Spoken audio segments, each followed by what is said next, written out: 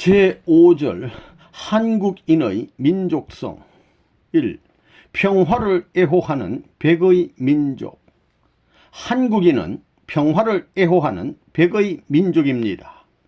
우리는 한 번도 누구를 침략해 보지 못한 사람들입니다. 이와 같은 평화 애호의 민족이 5000년의 고유한 역사를 지니고 견디어 왔다는 그 자체가 기적이 아닐 수 없습니다. 이것은 오로지 하나님의 보호 아래에서만 가능했던 것입니다.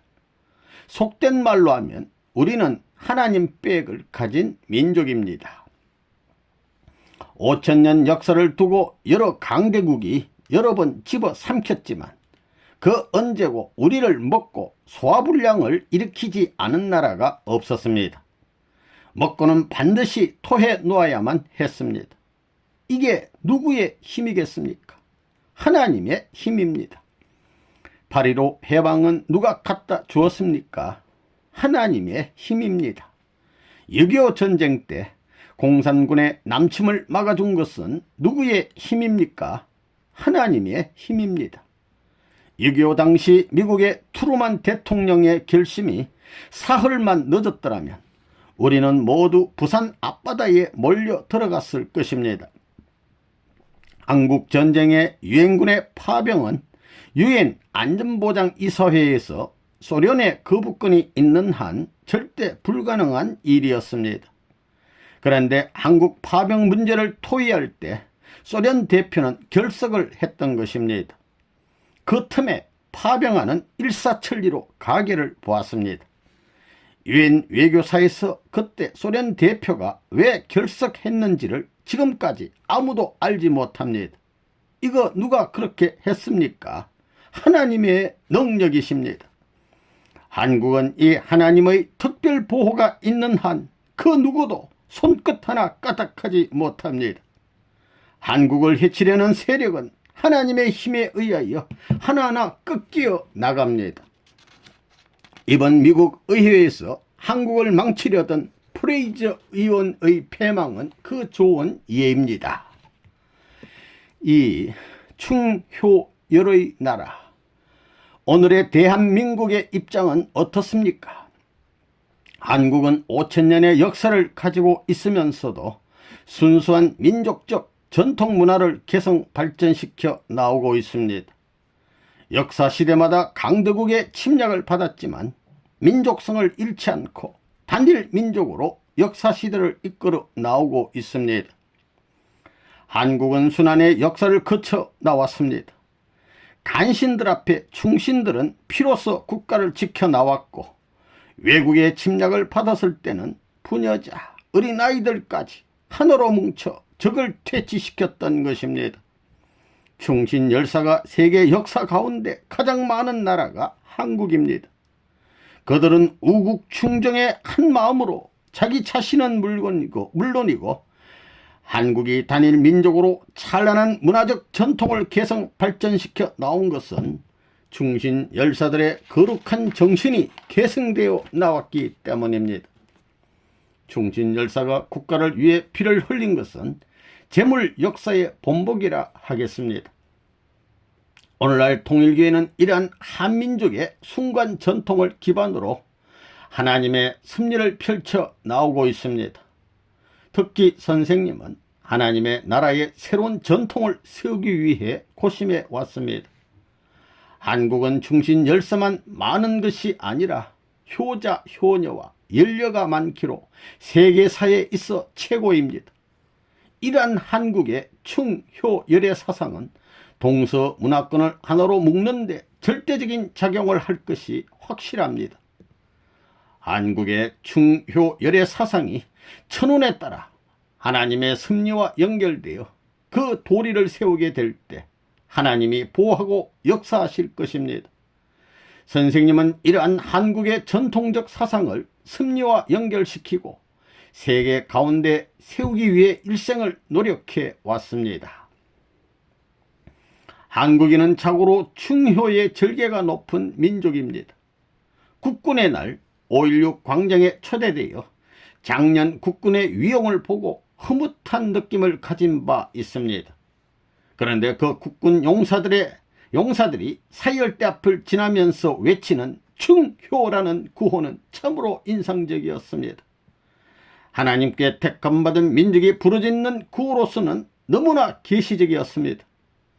세계 어느 나라에도 이와 같은 구호를 외치는 군인은 없을 것입니다. 한국은 마지막으로 하나님께 충성하고 효도할 민족이기에 그 충효 정신이 오늘날 국가의 중심 사상이 되어진 것입니다. 심청이의 애절한 어버이를 위한 효성, 춘향이의 낭군을 위한 절개, 정몽주의 임금을 섬기는 충성, 유관순의 순국정신, 이와 같은 충효의 절개는 동서고금 그 어디에서도 유래를 볼 수 없는 한민족의 의리입니다. 이와 같은 충효 정신과 송죽 같은 절개는 앞으로 이루어질 지상천국의 중추적 사상과 정신이 되는 것입니다. 천국은 하나님의 나라이니 그 나라를 위해 영원히 충성해야 하고, 하나님은 인류의 아버지이시니 그 아버지께 영원토록 효도해야 합니다. 세계 여러 민족을 놓고 아무리 시험을 쳐보아도 한국같이 그 충효의 열과 절개가 높은 나라가 없으니 하나님은 한국을 택하시고 찾아오시는 것입니다. 한국은 단일 민족입니다. 한국 여성은 절대 남의 나라 남자와 결혼 안 하는 것이 전통으로 되어 있다고요. 일본이 한국을 점령했었지만 일본 사람과 결혼한 한국 사람은 지극히 적습니다. 한 골에서도 손가락을 꼽을 만큼 적습니다. 절개를 생명보다도 더 중요시합니다. 그러면서도 역사 과정에 있어서 한국 여자들은 말할 수 없는 고생을 해 나왔습니다. 한 나라가 선민이 되기 위해서는 첫째로 여자들이 고생을 많이 해야 된다고요. 그래서 인간 생활이 비참한 것도, 나라 없는 백성이 서러운 것도 누구보다 잘 압니다. 한국은 많은 민족으로부터 압박을 당하고 지배를 받고 이랬기 때문에 하늘의 보호를 동경하는 나라라고요. 중국 대륙을 다니다가 밤이 되어 어느 집에 들어가 문을 두드리라도 집주인은 한국 사람이면 문을 열어준다는 것입니다. 소련도 마찬가지로 소비에트 정권이 들어서기 전 러시아 제국 때에도 마찬가지로 한국 사람이 길을 가다가 문을 두드리면 열어줬다고요. 그건 왜 그러냐 하면 중국 사람이나 일본 사람이나 소련 사람은 반드시 몸에 무기를 지니고 다닙니다. 길가에서 죽은 사람을 뒤져보면 그들에게는 반드시 무기가 있습니다.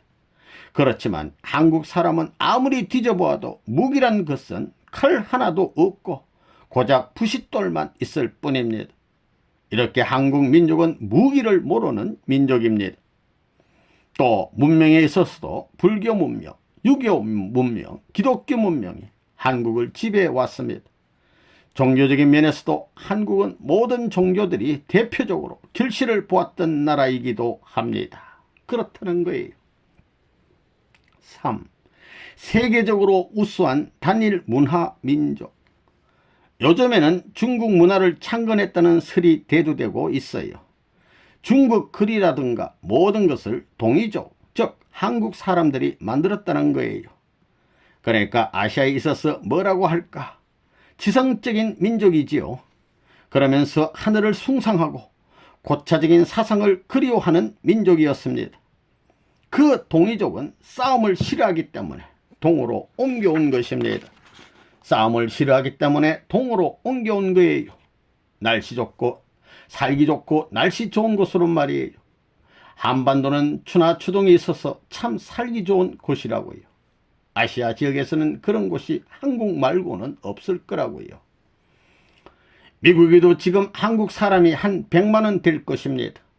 14년 전, 15년 전만 하더라도 13만이었던 것이 이제는 100만 가까이 됩니다. 이 100만이 지금 미국에서 문제입니다. 뉴욕이라든가 어디를 가나 미국 내에서 문제라고요. 더욱이 흑인가에 들어가 장사도 하고 말이에요. 모험심이 있다고요. 그리고 한국 사람은 굶어 죽었으면 죽었지, 여기로 말하면 웰페어 시스템, 후생제도 같은 거, 국가에서 후원해 주는 것을 제일 싫어합니다. 사람이 얼마나 못났으면 신세지고 사느냐고 한다고요. 특수한 민족입니다. 그런 데 있어서 유대 민족은 배척을 하지만 우리 한국 민족은 배척을 안 합니다. 어디든 들어가 살면서도 신세를 안 집니다. 절대로 신세를 안 져요. 그게 다릅니다. 그래서 아시아에 있어서 유대 민족보다 더 무서운 민족이라고 소문이 났습니다.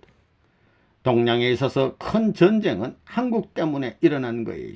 한국을 놓고 싸운 것입니다. 대동아 전쟁 등 전부 다 그런 거라고요.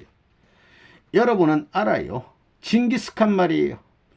징기스칸이 전 세계에서 점령하지 못한 나라가 없는데 단 하나, 그건 역사가도 모르고 있지만 한국만은 점령 못했다는 것입니다. 그런 말 들어봤어요? 옳다 할 때는 단결하는 거예요. 그렇다 할 때는 단결해가지고 무섭습니다.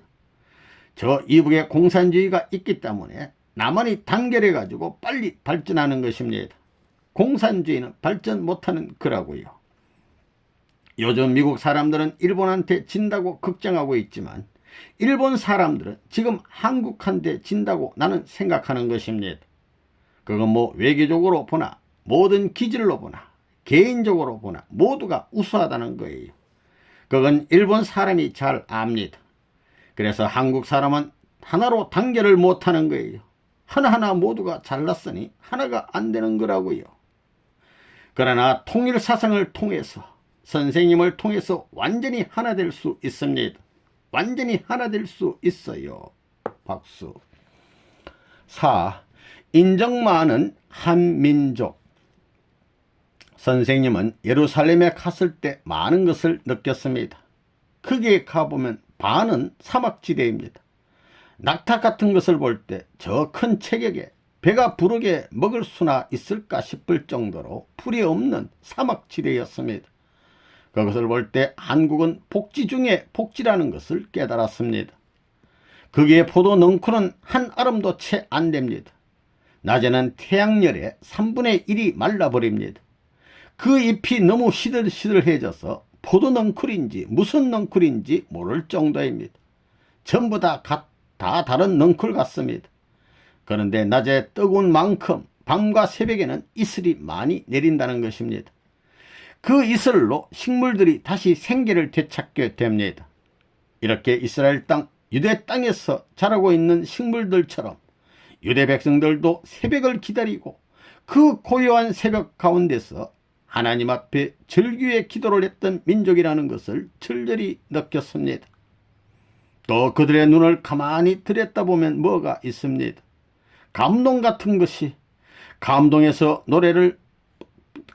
부르는 노래가 최고의 절규이고 심령이 담긴 기도라는 것입니다. 그래서 여기서부터 새로운 역사가 시작되었구나 하는 것을 느꼈습니다. 또 한국에는 국민이 서로서로 동정해 주고 하는 인정이 남아 있습니다. 세계 어느 민족에게도 볼 수 없는 것이 없는 인정이 있습니다. 미국 같은 데 가보면 부자지간에도 아버지의 것이 따로 있고 아들의 것이 따로 있습니다. 즉 아버지와 아들이 식사를 하더라도 아버지의 점심값은 아버지가 내고 아들의 점심값은 아들이 낸다는 것입니다. 그러나 한국 사람들은 건달 중에서도 상건달이면서도 식당에 가게 되면 큰 소리를 치면서 자기가 낸다고 하는 것입니다. 말일망정 그렇게 할 수 있는 민족입니다. 이것을 보고 선생님은 한민족은 품위가 있고 여유가 있는 민족이구나 하고 느꼈습니다. 5. 한국의 풍습 속에 나타난 민족성. 1. 한국인은 계시적인 민족. 한국 사람은 계시적인 민족입니다. 한국 사람이 계시적인 민족이라는 것을 어떻게 알 수 있느냐. 일례로 한국말에 누굴 따먹었다라는 말이 있는데 그것은 성경에 나오는 선악과를 따먹고 타락했다는 말과 딱 들어맞는 말입니다. 계시적인 말이에요. 그리고 한국 사람들은 좋아도 죽겠다고 하고 죽겠어도 죽겠다고 합니다. 반가운 일이 있어도 아이고 반가워 죽겠다고 합니다. 반가운데 좋다고 하지 왜 죽겠다고 하느냐는 것입니다. 또 더워 죽겠다, 배고파 죽겠다, 맛있어 죽겠다, 온통 죽겠다는 것입니다. 한국 사람들은 노상 죽겠다는 거예요. 이처럼 한국 사람들은 죽는 교육을 받아왔기 때문에 죽는 데는 도통한 사람들입니다. 죽는 교육, 잘 죽는 법을 가르쳐주는 교육은 도의 정수 교육입니다. 이 둘의 비유만 들더라도 근사하지요. 뭐 더 많이 이야기했으면 좋겠지만 말할 시간이 없습니다. 반찬을 봐도 그렇습니다. 서양 사람들의 반찬을 보면 시금치도 통째로 갖다 놓고 먹습니다. 또 요리도 싱겁게 한 가지로만 합니다. 그러나 우리 한국 음식은 음양의 조화를 이루고 있습니다. 맵기도 하고 짜기도 하면서 조화가 잘 되어 있습니다. 그리고 숟가락 하나는 하나님을 상징하고 젓가락 둘은 아담 혀를 상징하여 결국 삼위기대를 나타냅니다. 그리고 한국의 지역 이름을 보면 그 이름 자체가 그 지역의 내용을 나타냅니다. 명성지 같은 데나 이름이 좋은 데를 보면 그 이름 자체가 그곳의 지형과 같다는 거예요. 학고을 하면 학이 많은 고을이요, 금고을 하면 금이 나는 고을이라는 것입니다. 그리고 그 이름들이 모두 음양의 조화를 갖추고 지어졌습니다. 여러분의 고향 이름은 어때요? 한번 생각해 보십시오. 지역 이름이 나쁘면 전부 다 바꾸려고 합니다. 고을 이름들은 보면 되게 좋습니다. 선생님의 고향 이름도 나쁘지 않습니다. 정주고을, 덕산면 덕성동이지요. 지금은 덕읍면으로 바뀌었지만 멋지다는 것입니다. 그렇다고 이름을 풀겠다는 것은 아닙니다. 한국 사람들은 세계에 없는 사람들입니다. 어떤 나라 사람들보다도 문화에 관심이 많은 민족입니다. 그렇지요. 지질이 죽겠다고 하면서 살궁리는 누구보다도 많이 합니다.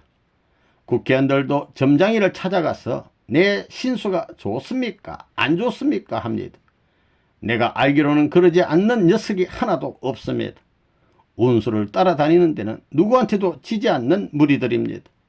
이것은 극단적인 한 예가 될지 모르지만 대체로 한국 사람이 그렇다는 것입니다. 2. 한국 민족의 풍습 속에 나타난 민족성. 여러분이 알아야 할 것은 한국 민족의 모든 풍습은 유대 민족의 풍습과 상당히 같습니다. 내가 영계를 알고 보니까 그 영계의 풍습과 지극히 많이 근사했습니다. 아기를 낳을 때라든가 시집 장가를 가는 것이라든가 또는 생활 태도라든가 그 모든 식을 보면 영계의 원리형과 같은 것을 많이 발견하게 되었습니다. 한국의 식탁을 보면 젓가락이 2개 놓여 있고 그 옆에는 반드시 숟가락이 있습니다. 식탁에는 언제든지 그것이 주가 된다는 것입니다. 또 상위에 놓인 그릇을 보더라도 반드시 플러스 마이너스 상대적 관계, 즉 음양으로 조화시켜 가지고 음식을 차려 먹습니다. 그리고 칠수를 중심 삼은 술을 맞추고 있습니다. 자, 보라고요.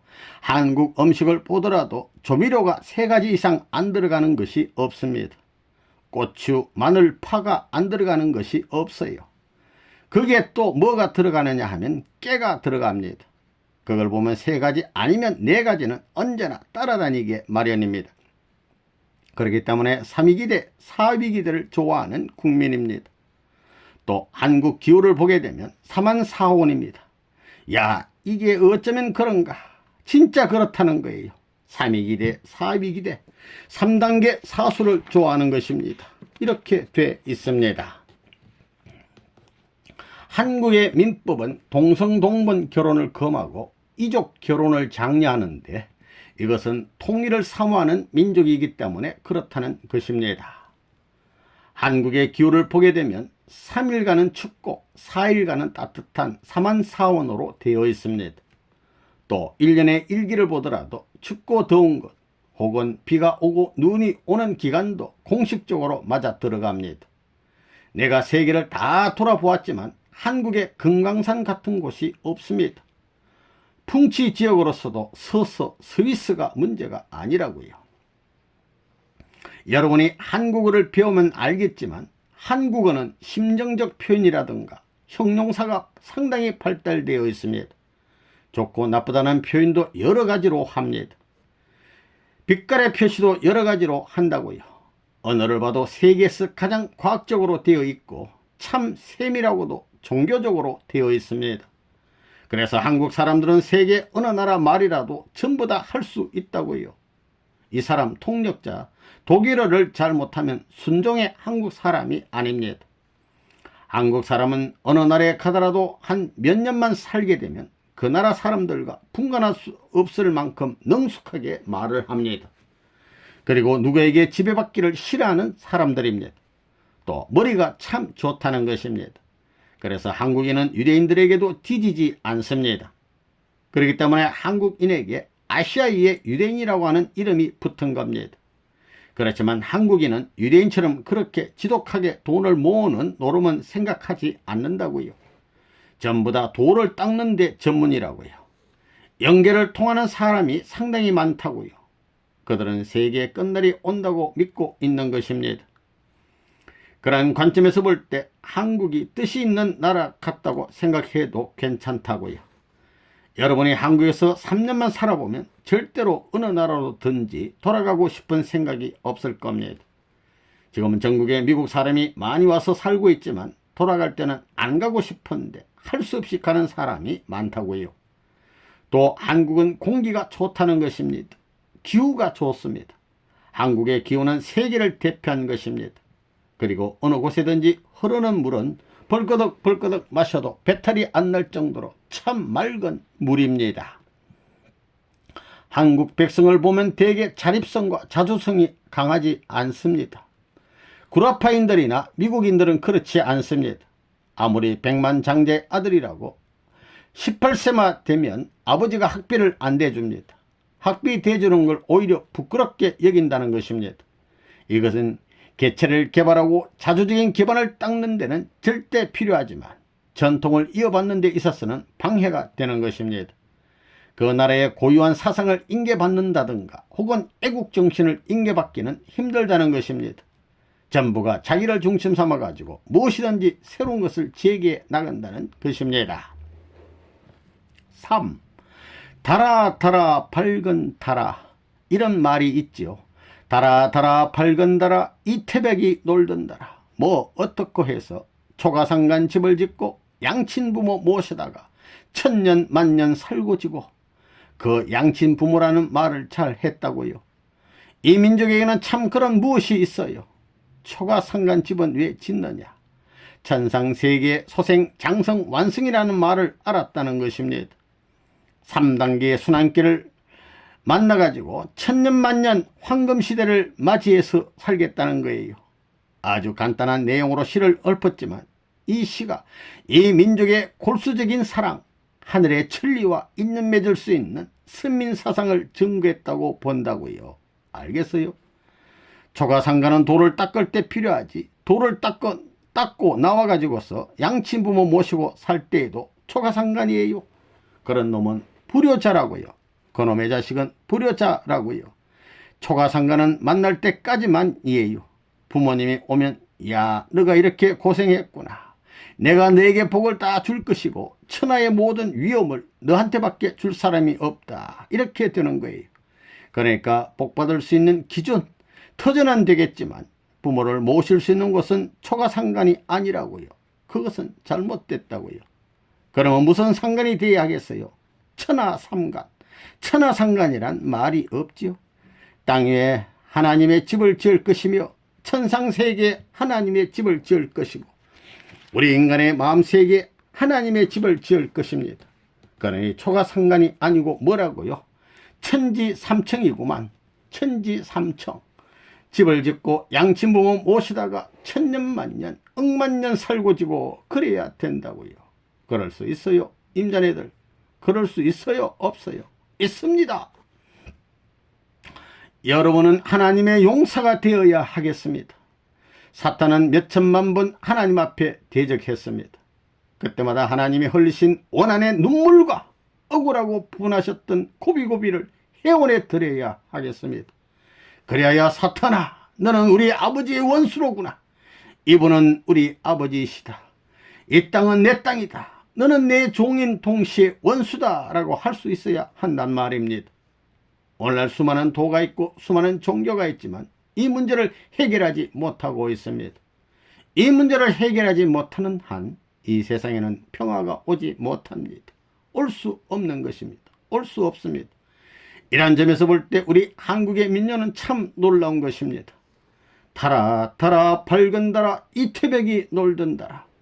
양친 부모 모시다가 천년만년 살고 지고 이 얼마나 놀라운 일입니까?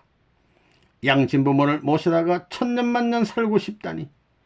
우리 민족은 지금까지 효도를 주장해 나왔고 효자와 연려와 충신을 높여왔습니다.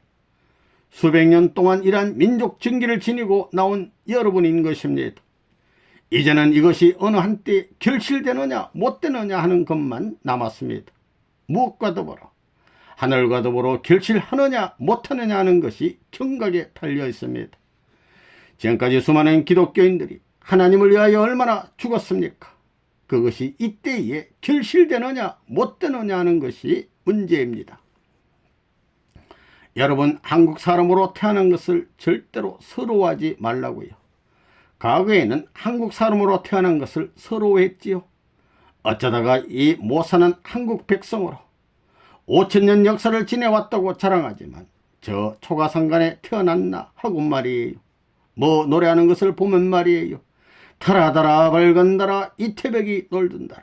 저기 저 달 속에 뭐 어떻고 어떻고 초가상간 집을 짓고 뭐 어떻고 어떻고 양친부모 모셔다가 어떻고 어떻고 초가상간 집을 짓고 뭐 천년만년 살겠다고요? 나 그런 민요를 듣게 될 때 기분이 좋지 않아요. 겨우 초가상간이에요. 그게 무슨 민족의 소원이 있어요. 그렇지만 초가상간 집을 짓고 양친부모 모셔다가 천년만년 설거지고 하는 그 양친이라는 것은 뭐냐 하면 인간의 이상적인 부모를 말할 수 있는 것이라고요. 기독교를 말하면 재림사상과 천국이라고요. 만민 만국을 통해서 보면 구세주 사장과 통할 수 있는 이런 내용이 되어 있다는 거예요. 알겠어요? 예. 인간이 찾고자 하는 것이 무엇이냐? 왕을 만나기 위한 것이 아니라고요. 부모를 만나기 위한 것입니다. 부모, 누구하고 같이 살겠느냐 하고 묻는다면 왕하고 같이 살겠다는 사람 없거든요. 어머니 아버지하고 같이 살겠다고 하는 것입니다. 우리나라 민요에도 그런 노래가 있잖아요. 달아 달아 밝은 달아 이태백이 놀던다. 저기 저 달 속에 개수나무 팠겠으니 그 다음에는 옥도끼로 찍어내어 금도끼로 다듬어서 초가상간 집을 짓고 양친부모 모셔다가 1년 2년 살고 지고 아니에요. 웃음 알긴 아는구만요. 그게 무엇이냐? 그것을 볼 때 한국 백성은 계시적인 민족이다 이거예요. 세계의 궁전이 아무리 많다고 하더라도 초가상간 집을 짓고 양친부모 모셔다가 천년만년 살고 지고예요. 양친이 자기 어머니 아버지가 아니에요. 우주의 3대 부모 형태로 나타난 부모입니다. 하나님이 누구냐 하면 가정의 진짜 부모요. 나와의 진짜 부모요. 그 나라에 하나의 나라밖에 없습니다. 그 나라는 하나의 나라밖에 없습니다. 나라가 둘이 있나요? 여러분 가정이 둘이에요? 몇이에요? 하나입니다. 하나고 나라는 몇이에요? 하나입니다. 하나지요. 대한민국이 세계 중심 나라예요. 그렇기 때문에 수많은 나라가 이 지구상에 필요 없다고요. 한 나라가 필요해요. 한 나라의 부모는 하나님이라고요. 가정도 하나요. 나라도 하나요. 하늘 땅도 하나요. 주인도 둘이요. 하나예요. 웃음 그걸 알아야 돼요. 올해는 가정의 양친을 모시고 살아야 합니다. 아담 해오로 인한 탄식꾼네를 벗어나기 위해서는 양친부모를 모셔야 된다는 것입니다. 양친부모 모시다가 초가상간 집을 짓고 살자고 하는데 초가상간이 뭔 줄 알아요? 한국의 초가상간이 뭐가 그리 좋은 거 무엇이 좋아요? 집 중에 옷을 입은 집은 초가집밖에 없습니다. 사랑채는 포근하기 때문에 어디 있더라도 얼른 가고 싶은 곳이요. 봄이 되면 잠자기 또한 좋은 곳입니다. 그렇게 좋은 곳입니다. 이런 초가상간 집을 지을 때는 3대가 함께 살 수 있게 지어야 합니다. 3대가 살 수 있는 집을 짓지 않으면 부모가 어디 가서 삽니까? 그런 집을 짓고 양친부모 모셔다가 천년만년 같이 살자는 것입니다. 한국 민족은 근사합니다. 복귀의 심정을 가지고 나아가는 민족은 한국밖에 없다는 것입니다. 알겠어요? 예. 4. 만 인류가 넘어가야 할 아리랑 고개. 한국 민요 중에 아리랑 노래가 유명하지요. 선생님이 아리랑 해설가는 아니지만 노래가 끝나는 부분에 사랑 동네라는 말이 있습니다. 그것은 천국을 말하는 것입니다. 선생님이 그렇게 생각한다고 하니까 통일교의 문 선생이라는 사람은 민요를 잘 모른다고 할 거예요. 3천만 민족 누구보다도 잘 안다고 한다면 얼마나 좋겠습니까? 고개가 무엇입니까? 고개를 잘 넘어가야 된다는 것입니다. 고개는 12고개인데 여러분은 12고개를 넘었습니까? 넘지 못했으면 아리랑 고개나 불러요. 여러분은 아리랑 고개를 몇 고개나 넘었습니까? 아리랑 고개가 꼬불꼬불하다고 아리랑 고개입니까? 그것은 아리랑 고비지 아리랑 고개가 아닙니다. 그럼 넘어가는데 내려가면서 넘어간다고 할 수 있습니까? 선생님은 3천만 민중이 이 고개를 아직 못 넘어봤다고 생각합니다. 몇백만이 수없이 불렀는지 모르지만 그 길을 완전히 넘어본 사람은 없다는 것입니다. 그런데 선생님은 넘어봤습니다. 그것이 신뢰가 됩니까? 앞으로 그럴 수가 있다는 한국의 민요와 창은 참 잘 지어졌습니다. 심청전이나 춘향전을 보면 복귀 승리를 설명하는데 적절한 예화로 잘 표현되어 있습니다. 춘향이와 이도령의 사랑이 얼마나 멋있습니까? 그리고 심청이가 부모를 모신 그 효성 얼마나 가력합니까? 이와 같이 앞으로 올 본연의 세계에서는 주님을 그렇게 맞이해야 하고 참부모님을 그렇게 섬겨야 하는 것입니다. 그렇기 때문에 아리랑 고개를 넘어서 승리해야 한다는 것입니다. 우리가 최후에는 무엇을 할 것이냐? 하나님께서 이 땅을 중심 삼고 살림살이를 시작한다는 것을 알아야 합니다. 하나님이 이 땅을 중심 삼고 살림살이를 시작한다는 거예요. 여러분 그런 말 들어봤어요? 복된 말씀 중에 이보다 더 복된 말씀은 없는 것입니다. 하나님이 이 땅에서 살림살이를 시작하신다는데 만일 여러분이 그곳을 안다면 그곳에 가보겠습니까? 안 가보겠습니까? 여러분의 재산을 다 털어가지고서라도 가보고 싶지 않겠어요? 그것을 물어보나마나 누구든지 가보고 싶을 것입니다. 그렇기 때문에 우리 한국이 그런 기준만 넘어서게 되면 세계 모든 사람들이 자기의 금은 보화를 팔고 아리랑 콧노래를 부르며 찾아올 것입니다. 그 아리랑이 무엇인지 알아요? 아리랑이 왜 아리랑이냐? 선생님은 이렇게 생각합니다. 사랑 애자고 떠날 리자고 그 다음에 발글 말글 랑자해서 에리랑인데 아리랑이 되었다고 생각합니다. 잃어버린 사랑을 맑고 밝은 날 다시 찾는다는 것입니다. 이렇게 아리랑 노래를 부르며 흘리는 눈물이 변하여 무엇이 되느냐? 기쁨이 되는 것입니다. 천년의 서러운 사연을 품고 만년을 고대하면서 이 에리랑 고개를 넘어와서 한자리에서 만나야 합니다. 그곳에서 다시 한번 살아야 합니다. 그렇게 되어야 합니다.